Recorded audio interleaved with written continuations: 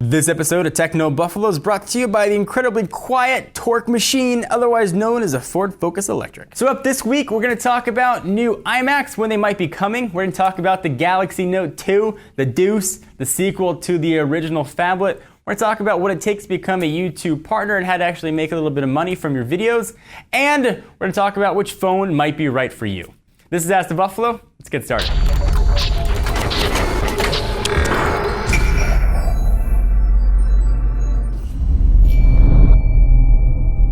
The first question comes from @PotatoKing69. John, do you think there'll be a new range of iMacs near Christmas time? Truthfully, I thought we were gonna have new iMacs a few months ago. So yes, absolutely. By the time the holiday shopping season comes around, I can guarantee you we will have new iMacs. It might not look different, but the internals will be upgraded. We're hearing rumors about an iMac with a Retina display. We've heard rumors of thinner iMacs ditching the optical drive. We've heard all kinds of crazy things. Maybe iMacs going all touch, which I wouldn't take to the bank. But we'll definitely have new iMacs before the holiday shopping season. iMacs are generally one of Apple's best-selling desktops. They don't really even look at the Mac Pro anymore, and they'd be foolish to leave that pretty much stagnant for the better part of a year. So yes, absolutely, if you want to get a new iMac, wait a couple months. I would expect though that we'll see an update sometime in October, sort of people get into that November shopping season. Hopefully that helped answer your iMac needing question. User @KEB00000 asks, @John4Lakers, should I buy a Galaxy Nexus or Galaxy S3? Or should I wait until the next Nexus comes out? I know I'm going to root and install CyanogenMod 10 on either. That's a good question. If you asked me that yesterday, I would have said Galaxy Nexus for sure. You don't need to root, you got Jelly Bean on there. It's an absolutely awesome, powerful, speedy phone. But something happened yesterday. I was staring at a Galaxy S3 sitting on my desk, and I was sad that it still had ice cream sandwich on it and it couldn't take advantage of all the Jelly Bean action out there. But I decided to jump into the world of rooting and custom ROMs. And that's exactly what I did with what's my new daily driver, the Galaxy S3. So I'm running an ASOP ROM. It's a modified version of CyanogenMod 10. I absolutely love it.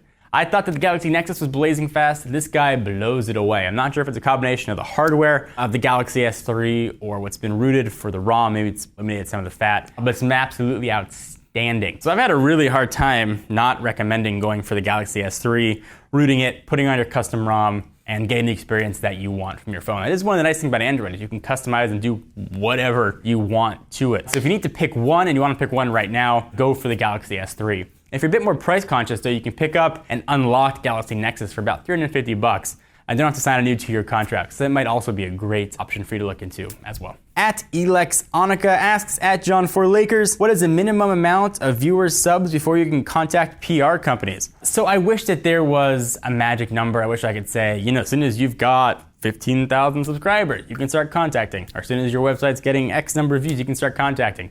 There really isn't a set number anymore.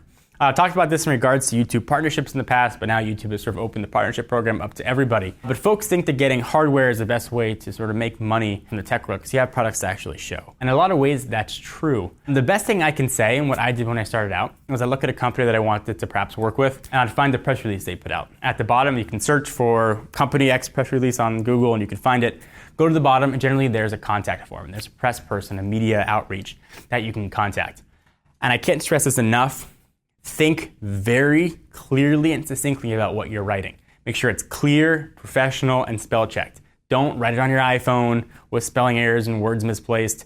Make sure you read it very, very carefully. Be sure that you provide value as well. If they're going to send you a product, they expect to get a wide audience to see it. Now, never, ever in a million years, ever sell a review. Don't feel like you're obligated to give a positive feedback on a product just because someone sent it to you. But you have to be able to quantify them sending a product. They have a boss meant to report to. They're going to say, hey, why'd you send X person a device if they don't have a big audience? So if you review a phone, for example, and your video gets 5,000 views, tell the PR person, hey, video got 5,000 views, just want to let you know. Quantify it for them. And you start to build a reputation. And for every maybe 15 people out to say no to you, one might say yes. I can tell you that before someone finally said yes to me, seems like high school all over again, I had about 10 that would say no. So a few things: be professional, never feel obligated to give a positive review. If you want to have journalistic integrity, you want your audience to trust you, you have to always be honest about a product. And I've done that in the past, and it's hurt PR relationships because I haven't liked the product, but I like the PR people, but I have to be honest, so I recommend you guys take that route as well. Otherwise, if you don't have trust in your audience, then you really have nothing. All right, so let's take a minute from talking about tech to talk about cars. I have been driving a Ford Focus Electric for the better part of 3 weeks right now. This car is 100% electric. There's not a drop of gas this thing takes, and it's been beyond awesome. And I've absolutely loved driving the Ford Focus Electric. 0 to 30 times are crazy fast. I am creepy quiet. Driving out the car makes really no noise. It's changed the way I drive. Regenerative braking is awesome. I found myself when I drive regular internal combustion cars now trying to regen brake. You have to drive an electric car to experience what it's like. It's got a range of about 76 miles. I've had 0 range anxiety doing everyday driving. In fact, the farthest I've gone has been 40 miles. I've still had 30 in reserve. I plug it in at night, and it's got some cool LED lights that glow around it, and it's been pretty awesome to drive. One of the coolest things, though, about the Ford Focus Electric is the My Ford mobile app. It helps you sort of alleviate some of the anxiety you have with driving an electric car. It'll tell you how much charge you have left. It gives you a map at charging stations. Just gives you a way to interact with your car you've never really had before, and it's a lot of fun. Definitely give it a shot, and go to your Ford dealer and try a new Focus Electric. I think you're gonna really like it. User @BradleyWasHere asks, @John4Lakers, what are your impressions of the Galaxy Note 2? Do you feel like it's a worthy successor as your daily driver? The Galaxy Note 2 is, in my mind, totally awesome. I loved the original 5.3-inch Galaxy Note, probably one of my favorite phones the past few years. This guy keeps the same size, but gets bigger. It's now 5.5 inches of phone hotness. It's got a 280 by 720 pixel resolution, a 6.9 aspect ratio. Got a quad-core processor clocked at 1.6 gigahertz. This thing is screaming fast. And a 3100 milliamp hour battery, all packed and running. Android 4.1 Jelly Bean. Totally a worthy successor. I cannot wait to try this phone. Cannot wait, cannot wait, cannot wait. It is going to be in my pocket. I can't wait for people to look at me funny thinking I'm holding a tablet up to my head. I am excited about it. It's powerful, it's fast, it's running the newest operating system. I give Samsung credit for getting Jelly Bean on this thing and not dripping with ice cream sandwich.